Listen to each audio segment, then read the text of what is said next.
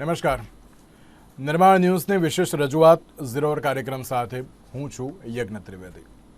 દર્શક મિત્રો, આજે એક મહત્વના મુદ્દાઓ પર ચર્ચા કરવા જઈ રહી છે કે આપણે જ્યારે વસુધૈવ કુટુંબકમની જ્યારે વાત કરતા હોઈએ પણ એમાં જે પરિસ્થિતિ સામે આવતી હોય તે ક્યાંક અલગ જ સાબિત થતી હોય છે.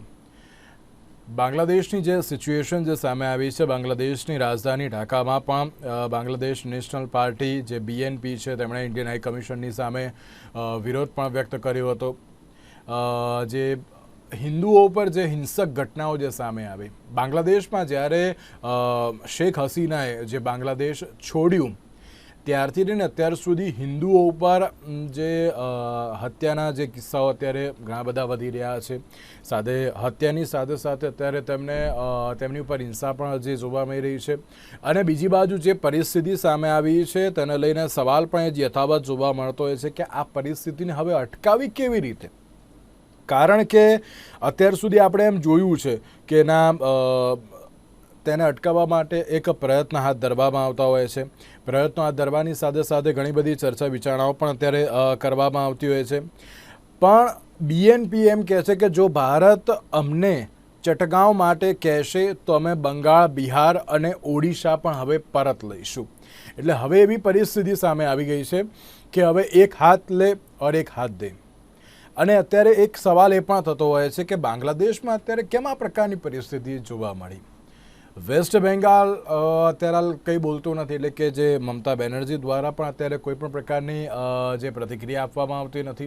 એક સવાલ પણ છે, કારણ કે બંગાળ લેવાની બાબત જે સામે આવી રહી છે, બિહાર લેવાની પણ બાબત જે સામે આવી રહી છે, ત્યારે જે ઢાકામાં ભારતીય હાઈ કમિશનની સામે જે આ વિરોધ પ્રદર્શન જોવા મળ્યું, ગુજરાતમાં ઘણી બધી જગ્યાએ તેનો વિરોધ જોવા મળી રહ્યો છે. ઇવન આખા ભારતમાં અત્યારે તો વિરોધ જોવા મળી રહ્યો છે. બેસીને ક્યાંક ચર્ચા થવી એ પણ જરૂરી છે. પણ આ પરિસ્થિતિને રોકવી કેવી રીતે, અત્યારે હાલ શું પરિસ્થિતિ છે તેને લઈને ચર્ચા વિચારણા કરવી છે. ચર્ચા વિચારણા કરવા માટે અમારી સાથે જોડાઈ ગયા છે દેવેન્દ્રભાઈ સોલંકી કે જેઓ સંઘ સમર્થક છે, સાથે સાથે જીતેન્દ્ર તિવારી કે જેઓ હિન્દુસ્તાન સમાચારના એડિટર છે, સાથે સાથે અમાનીશ અય્યર જે આપણી સાથે જોડાઈ ગયા છે કે જેઓ વેસ્ટ બેંગાલથી આપણી સાથે જોડાયા છે, કે જેઓ સોશિયલ એક્ટિવિસ્ટ છે. જી આપ ત્રણનું સૌથી પહેલાં તો સ્વાગત છે. अमानिश जी, सबसे पहला मैं सवाल मैं आपसे पूछना चाहूँगा, जिस तरीके से अगर हम बांग्लादेश की बात करें तो बांग्लादेश में अभी जो सिचुएशन सामने आई है, कहीं पे ऐसा भी लग रहा है कि हिंदू अभी सुरक्षित नहीं है. क्योंकि आज की बात करें तो आज बांग्लादेश की राजधानी ढाका में बांग्लादेश नेशनल पार्टी मतलब कि BNP ने आज हाई कमीशन के साथ बात नहीं की, मगर वहाँ पे अपना विरोधी जताया और सामने ऐसा भी कहा अगर आप चटगांव के बारे में बात करेंगे तो हम बंगाल, बिहार और उड़ीसा भी वापस लेंगे. जिस तरीके से बांग्लादेश की जो सिचुएशन सामने आई है, आप उसके बारे में क्या कहोगे, और बंगाल में अभी कैसी सिचुएशन है, आपकी प्रतिक्रिया. देखिए, ये जो इस्लामिक स्टेट्स है इसका एक कॉमन फेनोमेनन है. भारत पृथ्वी में करीब करीब 49 इस्लामिक स्टेट्स है, जहां पे 23 में जो घोषित इस्लामिक राष्ट्र है, और बाकी जितना स्टेट है, एक आध स्टेट छोड़ के, एक आध राष्ट्र छोड़ के, बाकी सभी में संख्या लघु को उसमें उन लोगों को निर्यातन किया जाता है. और उन लोगों का संख्या भी जितना दिन जाता है धीरे धीरे घटता है. एक उदाहरण, बांग्लादेश में जब 1954 में सेंसस हुआ था, उसमें 22% हिंदुओं का सेंसस में रिपोर्ट आया था.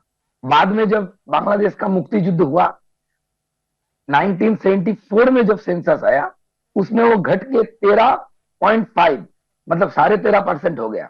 वही 2011 में 8.5% के करीब 8% के करीब घट के चला आया.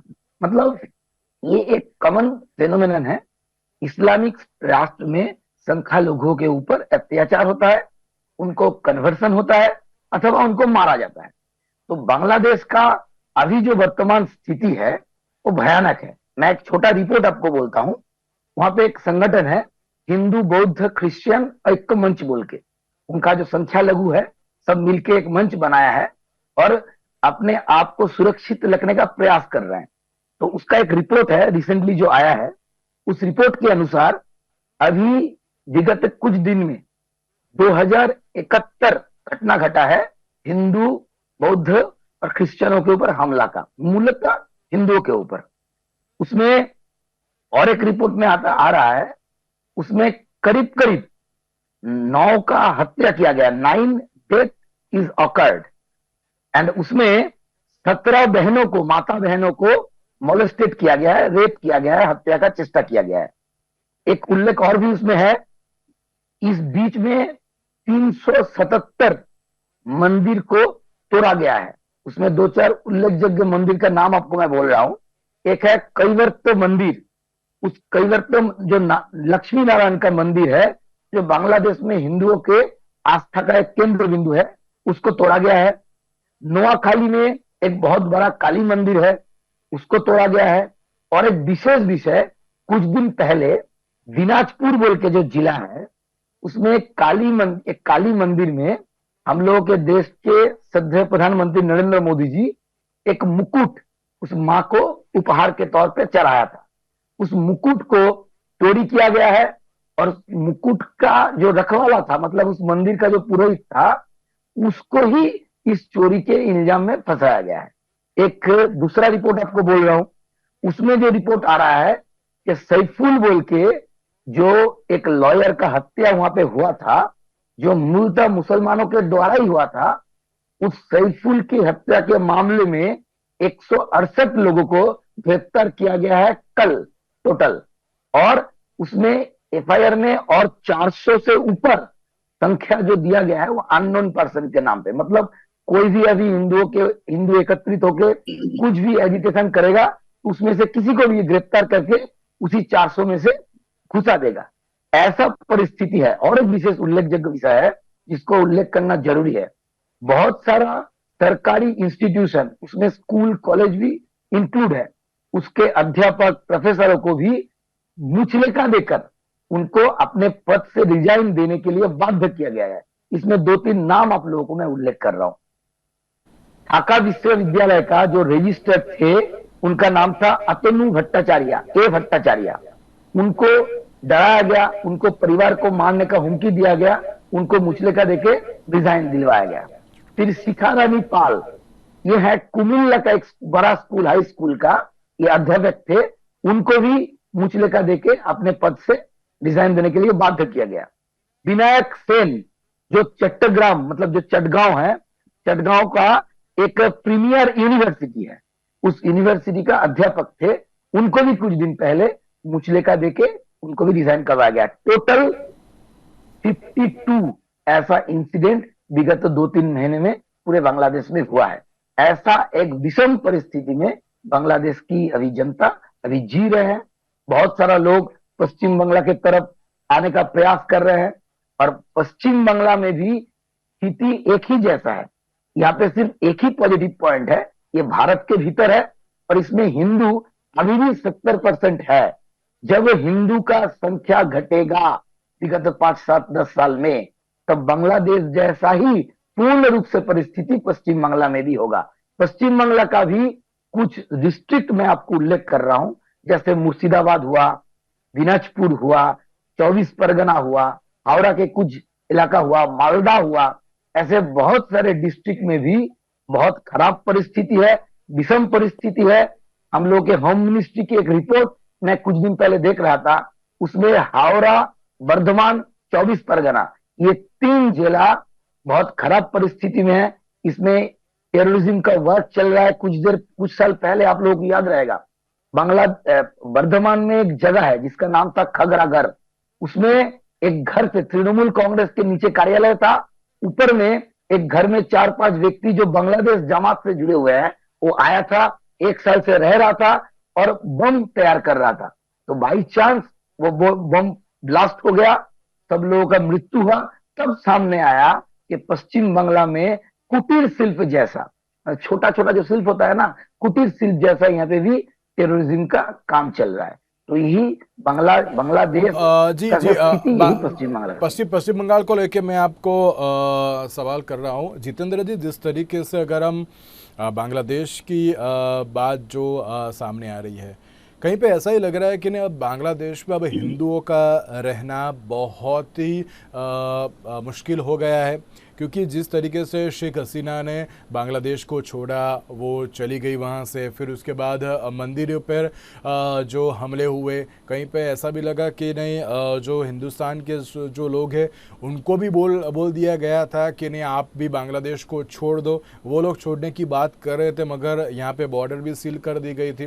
क्या लगता है अभी बांग्लादेश की सिचुएशन के बारे में आप क्या कहोगे? और साथ में अगर जिस तरीके से अमानी जी ने बोला कि पश्चिम बंगाल भी बांग्लादेश की तरह ही अभी तो होने जा रहा है, अभी की बात करें तो उन्होंने 5-7 ऐसे भी जो एरियाज थे वहाँ के, जिसमें उन्होंने हावड़ा की भी बात की और दूसरे 2-3 प्रदेश की भी उन्होंने बात की, मगर उन्होंने ये भी बोला कि अगर 10 साल के बाद यहाँ पे हिंदू नहीं होंगे तो यहाँ पे भी ऐसी सिचुएशन बांग्लादेश जैसी होगी। क्या कहोगे आप उसके बारे में?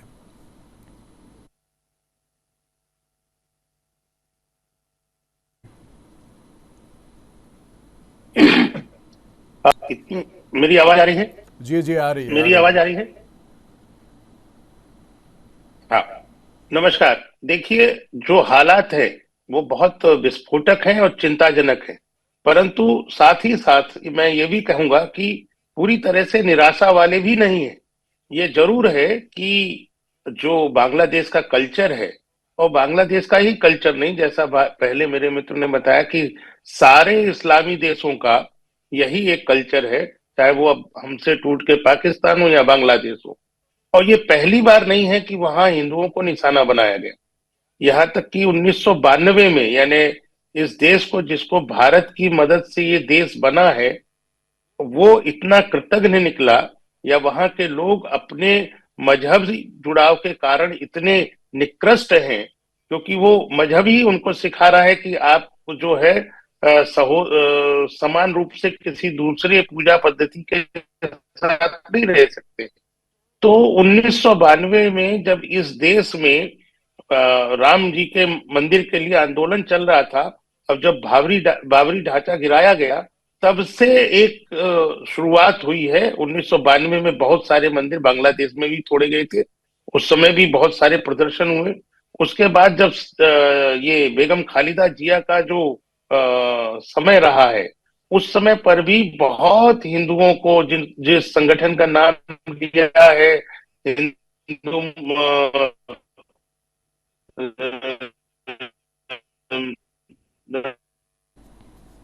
सिख एक परिषद के समय में हिंदुओं को निशाना बनाया गया। लेकिन उस समय हिंदू समाज बहुत निराश और भागता था वहां से। ये पहली बार ऐसा हो रहा है कि वहां का हिंदू समाज भी रोड पर आया है, उसने अपने अधिकारों की लड़ाई लड़नी शुरू की है, वो राष्ट्रपति के घर तक जा रहा है। हम केवल भारत में बैठकर बयान ही नहीं दे रहे हैं, भारत की सरकार पूरी तरीके से हर स्थिति पर नजर भी रख रही है। इस देश में भी अभी लगातार कल ही दिल्ली से लेके पूरे देश भर में प्रदर्शन हुए। भारत का हिंदू समाज भी बांग्लादेश के हिंदू समाज के साथ खड़ा हो रहा है, उसके हक में आवाज उठा रहा है। हम देखेंगे कि हमसे ज्यादा मुखर ट्रंप ने, यानी अमेरिका तक ने भी वहां पर क्रिश्चियन और ईसाई और सॉरी ईसाई, बौद्ध, जैन और हिंदुओं के बारे में चर्चा की है। तो मैं समझता हूं कि अभी जो वहां की सरकार है, जो नोबेल पुरस्कार वाले वहां यूनुस साहब बैठे हैं, निश्चित तौर पर उन पर बहुत बड़ा प्रेशर पड़ने वाला है। ये आसानी से इतना नहीं होगा कि हिंदू समाज वहां पिटता रहे और हम चुपचाप बैठ के देखते रहे। जहां तक बात पश्चिम बंगाल में उनके द्वारा बयानबाजी की है, या पश्चिम बंगाल में जो डेमोग्राफी चेंज हो रही है, यह भी एक बहुत चिंता की बात है। एनआईए लगातार पश्चिम बंगाल में ऑपरेशन कर रही है। मैं समझता हूं कि चुनौतियां हैं, लेकिन उसके समाधान की दृष्टि से हम देखें तो भारत में जो वर्तमान सरकार है उस पर हमें भरोसा करना चाहिए। निश्चित समय पे आकर वो जरूर कोई एक बड़ा हस्तक्षेप करेंगी, और हिंदुस्तान बांग्लादेश के हिंदू समाज को एक समाधान कारक रास्ता मिलेगा। और मैं समझता हूं कि हिंदू समाज भी जैसा जागृत है वो भी उनको संबल देगा।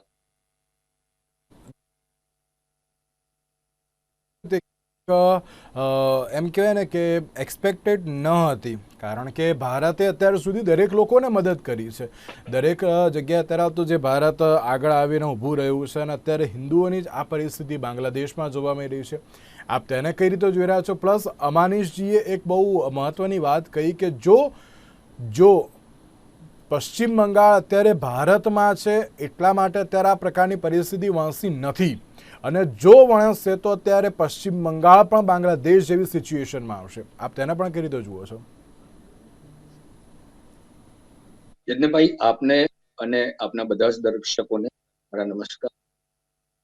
પરિસ્થિતિ જે બાંગ્લાદેશની થઈ રહી છે એ ખરેખર જ ચિંતાજનક છે, અને આવતીકાલે જ્યારે વિશ્વ માનવ અધિકાર દિવસ છે ત્યારે આ વિષય સૌથી વધારે અગત્યનો, અને એને ધ્યાનમાં રાખીને, કારણ કે તો આજે ક્યાંય પણ કંઈ પણ થાય ત્યારે ભારતમાં પણ કેટલાક લોકો છે અને વિશ્વમાં પણ કેટલાક લોકો એવા છે જે માનવ અધિકાર અને માનવ અધિકારના ઝંડા લઈને નીકળી પડતા હોય છે.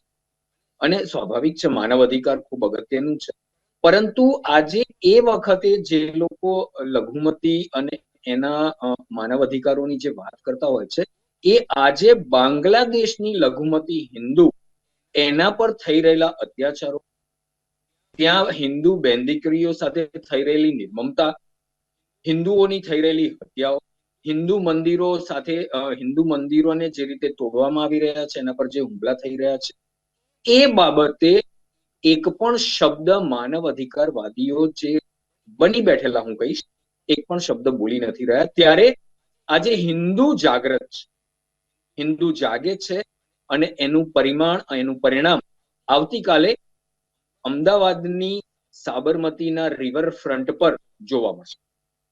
આવતીકાલે સાબરમતી રિવરફ્રન્ટ પર વલ્લભ સદન, કર્ણાવતી મહાનગર અમદાવાદનો સમગ્ર હિન્દુ સમાજ, બધા જ સમાજના લોકો, સાધુ સંતો, ઉદ્યોગપતિઓ, રમતવીરો, એ સમગ્ર સમાજ એનો એક બિંદુ એ ત્યાં જોડાવાનો છે. અને આજે ભારતનો હિન્દુ સમાજ, જેમ ભાઈએ હમણાં વાત કરી કે સમગ્ર ભારતમાં છેલ્લા કેટલાક દિવસોથી હિન્દુ સમાજ એ બાંગ્લાદેશના હિન્દુઓના માનવ અધિકારોની માંગણી કરી રહ્યો છે. આજે આવશ્યકતા એ છે કે વૈશ્વિક સ્તર ઉપર જે લોકો માનવ અધિકારોની વાત કરતા હતા, શું બાંગ્લાદેશના હિન્દુઓના માનવ અધિકારો નથી? એમના માનવ અધિકારો શું એમની સાથે જે હત્યા કરાઈ રહી છે એની સાથે એની પણ હત્યા થઈ ગઈ છે ને એટલે એ લોકો નથી બોલી રહ્યા? તો એમના પણ માનવ અધિકારો છે. એ માનવ અધિકારોની સમગ્ર વિશ્વને યાદ આવે, સમગ્ર વિશ્વ એની નોંધ લે. એના માટે આવતીકાલે વિશ્વ માનવ અધિકાર દિવસે અમદાવાદના જે સમગ્ર સમાજના લોકો રિવરફ્રન્ટ ઉપર ભેગા થવાના છે, અને ત્યાં એક વિશાળ માનવ સાંકળ રચીને બાંગ્લાદેશના હિન્દુઓ જે આજે પ્રતાડિત છે પરંતુ એક છે, અને આજે પ્રથમ વખત જેમ ભાઈએ વાત કરી કે આજે બાંગ્લાદેશનો હિન્દુ પણ બહાર આવ્યો, એ એક પોતાની અંદર રહેલી શક્તિઓનો એને અનુભવ થઈ રહ્યો છે ને શક્તિ એને બતાવી છે.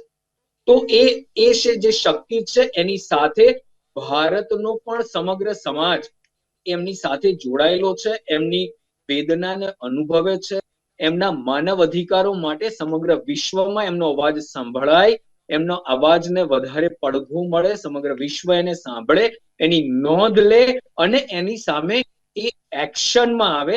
એના માટે ગઈકાલે જે રીતે, અને હાજી લાગે છે એક્શનમાં આવશે તેમ? આવવું જ રહ્યું. શું બાંગ્લાદેશના હિન્દુઓના માનવ અધિકારો નથી? શું બાંગ્લાદેશના હિન્દુ માનવ નથી? જો એ માનવ છે તો એમના માનવ અધિકારો છે, અને એમના માનવ અધિકારો છે તો એના માનવ અધિકારો માટે થઈ અને સમગ્ર સમાજે આગળ આવવાનું છે. અને આવતીકાલે ગુજરાતના સાબરમતીના રિવરફ્રન્ટ પરથી જે પડઘો પડવાનો છે, એનો નાદ, એનો અવાજ સમગ્ર વિશ્વએ સાંભળવો રહ્યો, અને આ સાંભળવો જ પડશે. બાંગ્લાદેશના હિન્દુઓના માનવ અધિકારોને બિલકુલ કચડી શકાય નહીં. ડેમોગ્રાફી જ્યારે ચેન્જ થાય છે ત્યારે હિન્દુના માનવ અધિકારોનું હનન થાય છે, અને માત્ર હિન્દુની વાત નથી, જેમ બંગાળમાંથી જે ભાઈ છે એમણે વાત કરી ત્યાં બંગાળમાં શું સ્થિતિ છે, તો અને એ જ રીતે પરમ પૂજનીય સરસંઘ ચાલકજીએ સમાજ બચાવવા માટે હું બંગાળની પરિસ્થિતિને હું આપણે એક सवाल आपने પછી पूछूं છું जितेंद्र जी, एक सवाल आपको कि जिस तरीके से अमानी जी ने बोला ना कि नहीं बंगाल में जो सिचुएशन है वो भी आगे जाके आगे 10 सालों में बांग्लादेश जैसी ही होने वाली है, अब उसके बारे में क्या कहोगे? तो देखिए, चिंताजनक तो है। मैं फिर कहता हूं कि ऐसा नहीं है कि हमको उस तरफ से नजर बंद करके रखनी चाहिए, लेकिन मैं आश्वस्त इसलिए हूं कि चाहे वो देशभक्त संगठन हो, चाहे राष्ट्रीय स्वयंसेवक संघ के सरसंघ चालक हो, चाहे अन्य समाज भी हिंदू समाज में काम करने वाले जितने भी संगठन है, अब वो धीरे धीरे करके इस बात को ध्यान करने लगे हैं कि देखो हिंदू समाज, अगर तुम अभी भी जागृत नहीं हुए, अभी भी एकजुट नहीं हुए, और आपने चुनाव में देखा कि परिणाम महाराष्ट्र का किस तरीके से हुआ कि एक रहेंगे सेफ रहेंगे या बटोगे तो कटोगे, तो ये दो चीजें आगे जाने वाली है, इसको आपको ध्यान में रखना होगा। समाज, हिंदू समाज समझने लगा है कि जो कट्टरपंथी ताकतें हैं वो छोटी छोटी चीजों पे उलझती हैं और उसके बाद वो हमारे समाज को, हमारे देश की तरक्की को, हमारे सांस्कृतिक ताने बाने को और हमारी जो एक एक दो दो बच्चों की पढ़ा लिखा के डॉक्टर बना के भेजते हैं, उन सबके लिए खतरा है। तो इसलिए जितनी भी ये भारत विरोधी ताकतें हैं वो जो काम में लगी हैं, उनके पीछे विदेशी ताकतें भी हैं, आईएसआई भी है, जमात इस्लामी भी है और भी कुछ क्रिश्चियन संगठन भी हैं जो हिंदू समाज को बहुत समय से कमजोर करते आ रहे हैं। लेकिन समाज 2014 के बाद बदला भी है, संगठन भी बदले हैं, उनकी दृष्टि भी बदली है, एकजुटता भी सामने दिखाई देने लगी है और जो केंद्र में नेतृत्व है उससे भी बहुत उम्मीद है कि वो ये जो पश्चिम बंगाल में 2-4-5 जिलों में जिस तरीके से इन लोगों ने जड़ें जमाई हैं, और आपको मैंने पहले भी कहा कि एनआईए जिस तरीके से ऑपरेशन कर रही है, सरकार और समाज जिस दिन एकजुट होकर सामने आ जाएंगे, ये सारे लोग इनके पैर उखड़ जाने वाले। जी, जिस तरीके से जितेंद्र जी ने बोला कि समाधान से सॉल्यूशन आ सकता है, क्या लगता है आपको सॉल्यूशन आ जाएगा? और साथ में एक और सवाल ये भी कि जिस तरीके से अगर हम बांग्लादेश की बात करें तो बांग्लादेश में भी अभी जो संत है चिन्मय दास जी, उनको भी उन लोगों को ने अरेस्ट करके रखा है, मगर कहीं पे हिंदू जो आगे आ रहे हैं, बात कर रहे हैं कि नहीं हमारे संत को अभी के अभी रिहा करो, मगर वो नहीं कर रहे हैं। इस तरीके से ये हम कह सकते हैं कि नहीं अभी की जो सिचुएशन है बांग्लादेश की वो थोड़ी ज़्यादा क्रिटिकल है। और सामने सवाल भी ये भी है कि अगर वेस्ट बंगाल की बात की है उन लोगों ने, चटकाओं के सामने बंगाल भी हम लेंगे, तो ममता जी भी कुछ नहीं बोल रही है, वहाँ पे भी एक सवाल खड़ा हो रहा है, क्या कहोगे आप उसके बारे में भी? ये पहला बात है, एक बात से तो मैं सहमत हूँ कि 20 साल 25 साल पहले का जो परिस्थिति हिंदुओं के पर्सपेक्टिव में था वो थोड़ा बदला है, क्योंकि देश में राष्ट्रीय स्वयंसेवक संघ का शक्ति वृद्धि हुआ है। देश में बहुत सारे राज्य में नेशनलिस्ट पार्टी ने शासन में आया है। 2014 से भारतवर्ष का शासन एक सशक्त प्रधानमंत्री जी के हाथ में है और साधु संत समाज वो भी मुखर हुआ है। जो भारतवर्ष का एक समस्या है, साधु संत समाज सामाजिक कार्य से थोड़ा दूर रहता था, विश्व हिंदू परिषद के नेतृत्व में वो मुखर हुआ है। सामाजिक समस्या में, धार्मिक समस्या में वो सामने आके वो प्रतिवाद कर रहा है। रामदेव जी हो, मध्य प्रदेश का जो संत है वो भी हो, तो ऐसे बहुत सारे संत सामने आए हैं। लेकिन जो विषय है बांग्ला के पर्सपेक्टिव में वो थोड़ा क्रिटिकल है, इसलिए बांग्लादेश का हिंदू अभी अंतिम सांस ले रहा है। उनको जागना छोड़ के उनके पास कोई ऑल्टरनेटिव नहीं है। 5-6% हिंदू बच गया है।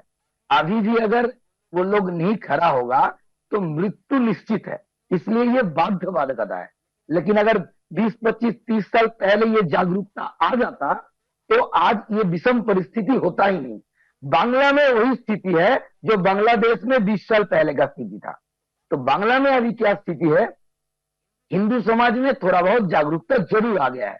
मैं छात्र अवस्था से सामाजिक कार्य से युक्त था, इसलिए मैं उस समय भी देखा था कम्युनिस्टों का एक जबरदस्त प्रभाव इस समाज में था। और जहां पे कम्युनिस्टों का प्रभाव रहेगा वहां पे ममता जी कुछ नहीं कह रही है इसके बारे में? नहीं नहीं, ममता जी का बयान आ गया है। ममता हाँ, जी ने ममता कहा जी है का कि आज एक आ गया ममता है, जी का उन्होंने आज कहा एक है कि बयान हम आया है। लॉलीपॉप नहीं खाते हैं।